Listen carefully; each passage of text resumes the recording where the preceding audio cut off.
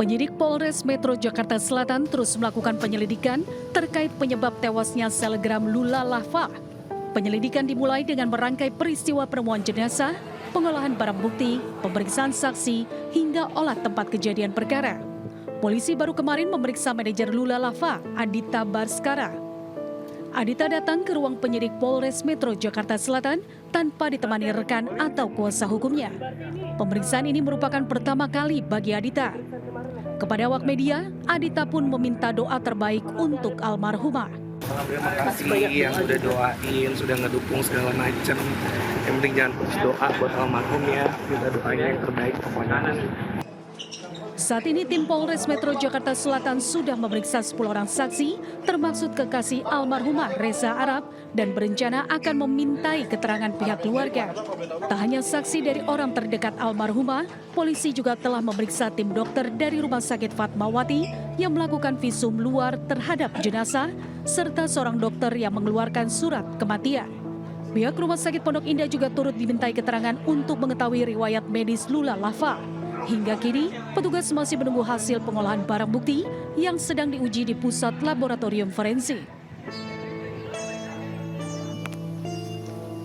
Sebelumnya jasad selegram Lula Lava ditemukan di dalam kamar sebuah apartemen yang ditempatinya di kawasan Jakarta Selatan pada 23 Januari lalu. Aparat kepolisian memastikan penyelidikan penyebab kematian selegram dilakukan secara transparan. Dari Jakarta, Helmi Sajambati, iNews melaporkan.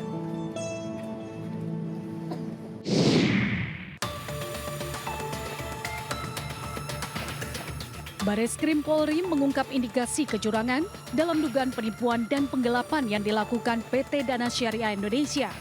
Polisi juga membuka peluang memeriksa artis Dude Herlino untuk melakukan penyelidikan lebih lanjut. Puluhan personel Direktorat Tindak Pidana Ekonomi Khusus Bareskrim Polri menggeledah kantor pusat PT Dana Syariah Indonesia di kawasan pusat perkantoran SCBD Jakarta Selatan. Penggeledahan dilakukan atas kasus dugaan penipuan dan penggelapan hingga tindak pidana pencucian uang yang dilakukan PT DSI ke para nasabah. DSI diduga menggunakan dana nasabah untuk sejumlah proyek fiktif dengan kerugian mencapai 2,4 triliun rupiah. Proyek fiktif dibuat DSI dengan mencantumkan data nasabah yang sudah ada sebelumnya. Untuk menyelidiki kasus lebih lanjut, polisi akan memeriksa sejumlah pihak yang berkaitan dengan PT DSI termaksud artis Dude Herlino. Dude diketahui pernah menjadi brand ambasador dari PT DSI. Direktur Tindak Pidana Ekonomi Khusus Bareskrim Polri Brigjen Pol Ade Syafri Simanjuntak mengatakan pemeriksaan seluruh pihak terkait dibutuhkan mengumpulkan alat bukti dan menetapkan tersangka.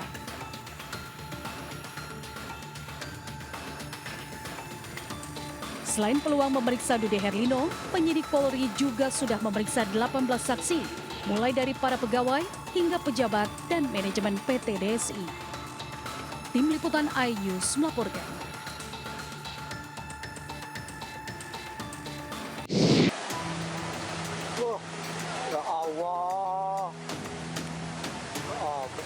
Inilah video amatir perahu nelayan akan beranjak ke tengah laut Pantai Pancer Puger, Jember, Jawa Timur, digulung ombak besar. Perahu berisi sekitar 8 ABK tersebut langsung terhembas ombak pantai dan karang. Oh enggak, dileper, aduh tak sambil rer. Seluruh isi perahu berhamburan dan bangkai perahu tersebut terbawa arus ke pinggir pantai hingga membuat ABK menyelamatkan diri ke pinggir pantai.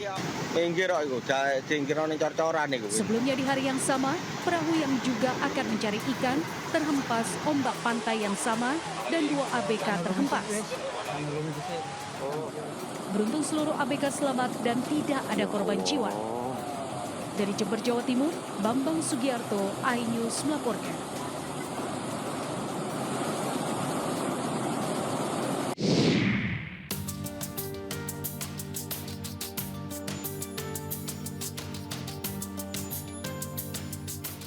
Kepulan asap hitam masih keluar dan membumbung tinggi di bangunan pabrik karet pengolahan sandal PT Garuda Mas Perkasa di Jalan Komodor Laut Yosudarso, Kelurahan Tanjung Mulia, Kecamatan Medan Deli, Kota Medan.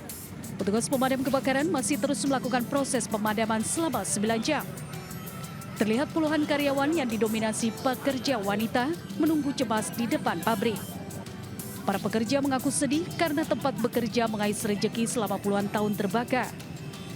Para pekerja juga mengaku baru kembali dipekerjakan 1 minggu setelah 2 bulan dirumahkan karena banjir Sumatera yang melanda beberapa waktu lalu. Kami udah berapa bulan kami diliburkan sama bahan kami kebanjiran, terus kebanjiran 2 bulan di rumah, udah siap selesai kebanjiran. Baru seminggu udah baru kerja 1 minggu udah main. Dari Medan, Sumatera Utara, Yuda Bahar, iNews melaporkan.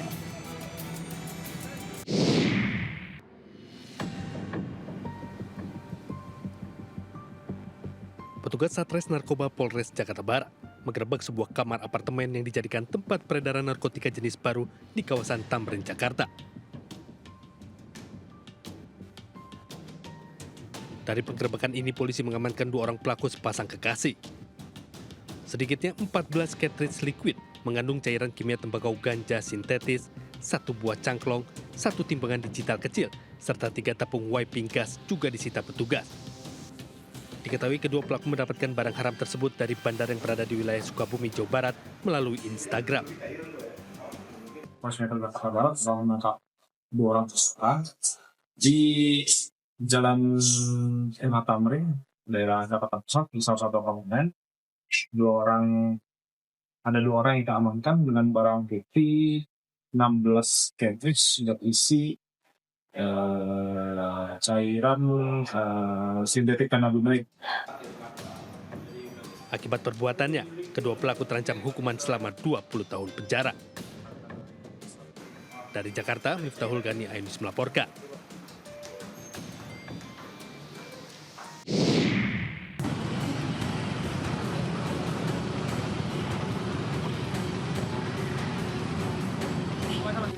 Meski sempat berupaya melarikan diri dengan masuk ke rumah warga, sejumlah pengemis dan manusia silver yang biasa melakukan aksinya di perempatan jalan di sejumlah titik di kawasan Sidoarjo berhasil diamankan anggota Satpol PP Sidoarjo. Mereka langsung dinaikkan ke atas truk dan pikap Satpol PP untuk kemudian dibawa ke kantor Satpol PP. Petugas melakukan razia penertiban pengemis manusia silver dan anak jalanan lantaran meningkatnya jumlah laporan dan pengaduan masyarakat terkait arogansi pengemis dan manusia silver yang meresahkan masyarakat pemakai jalan. Mereka mulai berani memaksa pemakai jalan untuk memberikan sejumlah uang. Bahkan mereka tidak segan-segan menggedor kaca mobil dan membaretkan mobil jika pemakai jalan tidak memberikan uangnya. Untuk menimbulkan efek jera, seluruh pengemis, manusia silver, dan anak jalanan langsung diserahkan ke Liponsos untuk menjalani pembinaan setelah didata di kantor Satpol PP Sidoarjo. Memang banyak pengaduan dari masyarakat bahwasanya banyak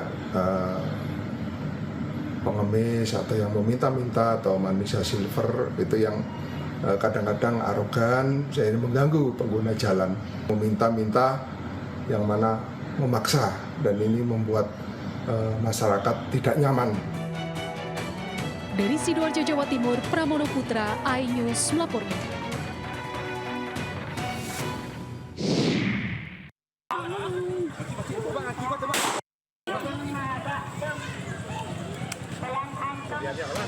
Tembakan peringatan ke udara meletus saat tim Opsnal Satreskrim Polres Damasraya menyergap seorang spesialis pencurian kendaraan bermotor lintas Sumatera.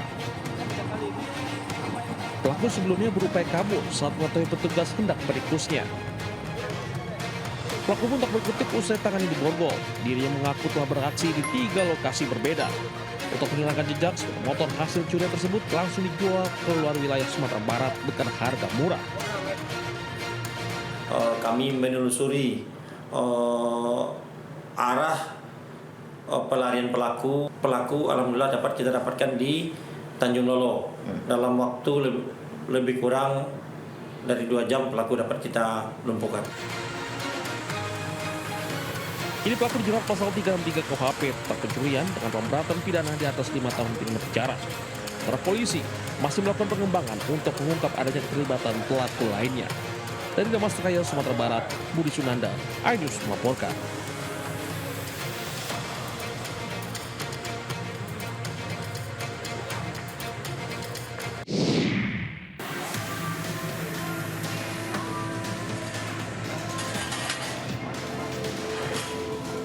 Tim Jatanras Polrestabes Makassar meringkus mantan pemain PSM U21 M. Triadi 28 tahun saat tengah nongkrong di sebuah coffee shop Jalan APP Tarani, Makassar, Sulawesi Selatan.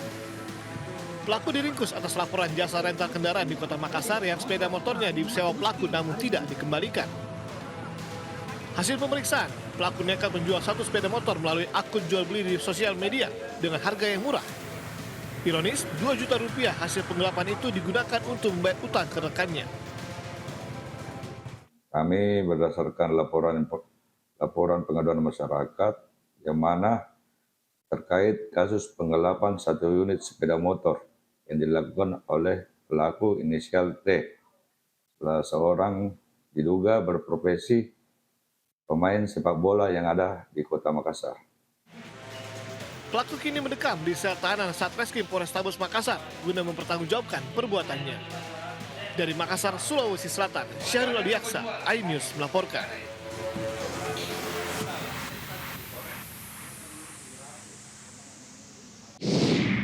Assalamualaikum warahmatullahi wabarakatuh. Saya bersama Pak Babinsa Kelurahan Panjang. Ini kita dapat penjual es kue. Gelombang simpati dan dukungan mengalir bagi Sudrajat, pedagang es kue gabus di Kemayoran yang viral karena diintimidasi dan dituduh menjual es berbahan spons. Setelah polisi memastikan bahwa dagangan Sudrajat aman dikonsumsi, berbagai pihak turun tangan membantu pemulihan ekonomi dan mental Sudrajat.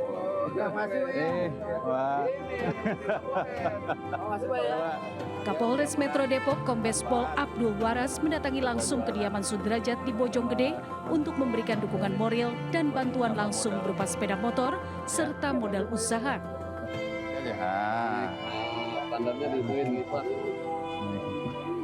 Takutnya saya mau 3 kali 4 kali takut digebuk, pakai kayu, pakai apa itu. Kata saya mati konyol. Enggak, kan udah ada aneh.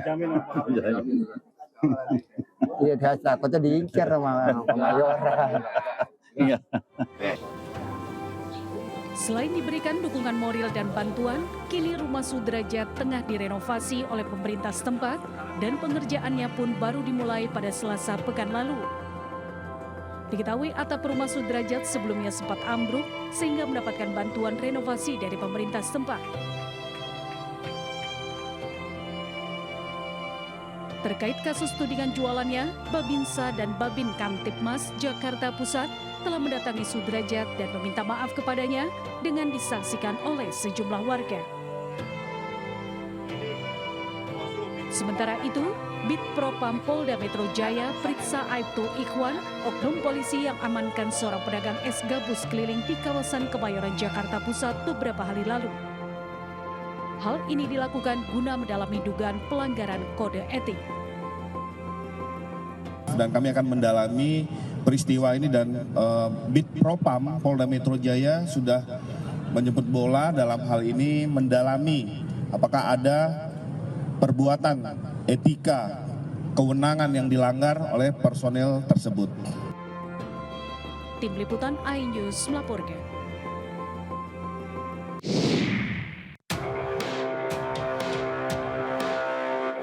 Camat Medan Maimun Kota Medan, Sumatera Utara, Al-Mukarram Nata Praja dicopot dari jabatannya. Dari hasil pemeriksaan tim Inspektorat dan Ad hoc Pemko Medan, camat tersebut terbukti melakukan pelanggaran berat dengan menggunakan kartu kredit pemerintah untuk kepentingan pribadi. Al-Mukarram menggunakan anggaran pemerintah daerah untuk membayar utang, menyewa rumah, hingga bermain judi online. Penggunaan kartu kredit pemerintah daerah dilakukan Al-Mukarram sejak Agustus 2025 lalu dengan total pemakaian mencapai 1,2 miliar rupiah. Pemeriksaan dari LHP Inspektorat yang bersangkutan itu menggunakan KKPD untuk keperluan pribadi, salah satunya itu penanganannya untuk judi online. Selain itu dia menggunakan untuk membayar hutang, menyewa rumah dan keperluan pribadi sehari-hari. Hal inilah yang membuat pemerintah Kota Medan memberikan sanksi berat dengan mencopot Al-Mukarram sebagai camat Medan Maimun. Dari Medan, Sumatera Utara, Ahmad Ridwan Nasution, iNews melaporkan.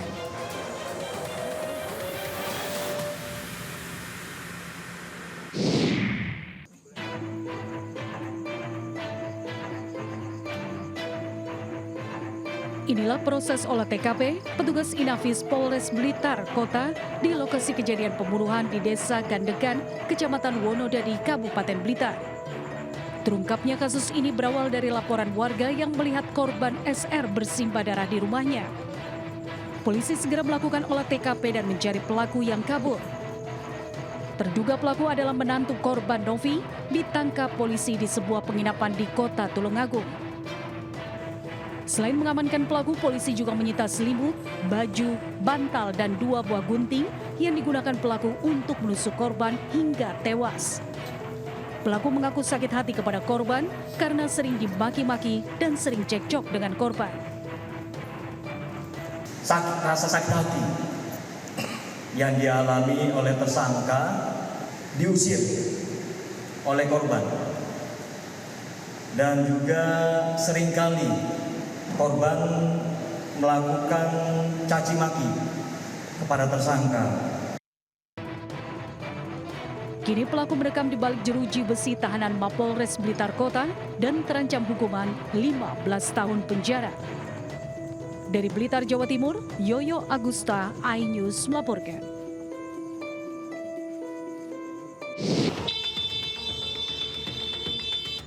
Guys, enak ya kalau olahraga menggunakan sepeda. Badan segar sambil bisa lihat-lihat pemandangan sekitar. Tapi ada yang bikin gak enak nih guys. Seorang pesepeda cekcok dengan pengendara ojol di jalur sepeda. Pesepeda sih sudah benar melaju di jalur sepeda. Tapi saat itu terdengar suara klakson diduga dari pengendara ojol. Pesepeda yang sempat bingung, kemudian keduanya pun bersih tegang. Saat adu mulut, sepeda milik pesepeda tersebut terjatuh. Mungkin ditabrak kali ya sama driver ojol. Sementara driver ojol kabur setelah ditegur oleh driver ojol lainnya. Haduh Pak pelaku, ngana ngerti nggak rambu-rambu lalu lintas? Udah tahu itu jalur buat sepeda masih aja dilewati pemotor. Gak tanggung jawab pula, bikin malu aja.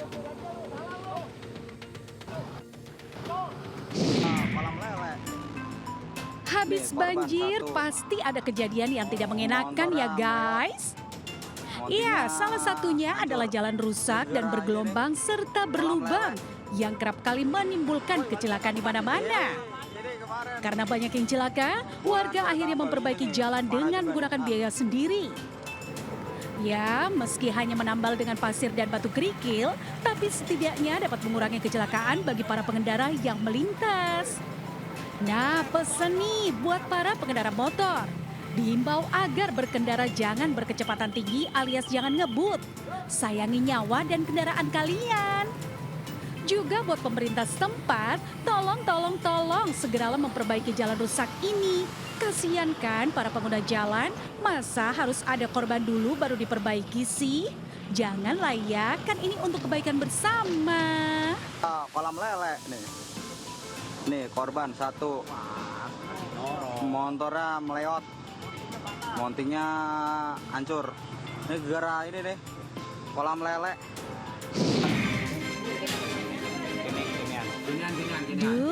Duh, nyusahin aja nih ular. Bikin plafon sekolah TK ambruk kan? Ya iyalah, gimana nggak ambruk guys? 2 ekor ular piton dengan panjang 4 dan 2 meter berada di atas plafon ruang kelas. Temuan ini berawal saat ruang guru hendak direnovasi lantaran ada beberapa plafonnya yang runtuh. Namun saat diperiksa malah dikagetkan dengan keberadaan ular piton. Karena takut dan mengerikan, petugas sekolah langsung menghubungi petugas damkar untuk ngamanin tuh ular. Wih, gede banget nih ular. Kalau melilit bisa makan korban loh. Nah, dihimbau buat siapa saja agar waspada dengan keberadaan hewan melata saat musim penghujan. Takutnya para hewan melata berkeliaran buat cuci mata.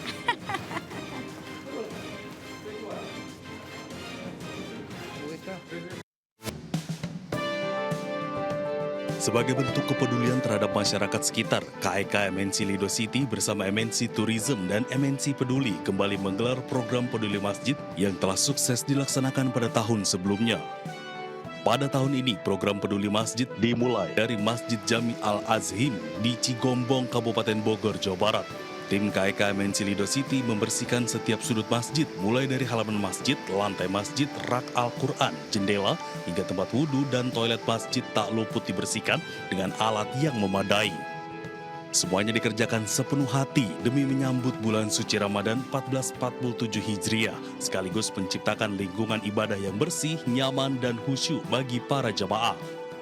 Di sini tenaganya juga kurang untuk yang ikut membersihkan di sini dengan luas lahan yang seperti ini. Dan sekarang alhamdulillah ternyata bahwa ada dari pihak MNC mau membantu, kemudian peduli terhadap masjid. Tahun lalu kita membersihkan 8 masjid ya sebelum dalam rangka menyambut bulan suci Ramadan. Nah, tahun ini juga insya Allah kita akan lakukan program yang sama.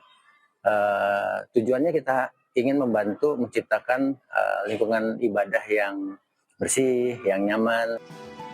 Kegiatan ini akan terus dilakukan hingga menjelang bulan suci Ramadan di sejumlah masjid yang ada di sekitar wilayah KEK MNC Lido City sebagai tanggung jawab sosial perusahaan terhadap masyarakat demi memberikan kenyamanan saat beribadah. Dari Kabupaten Bogor, Jawa Barat, Wildan Hidayat, iNews melaporkan.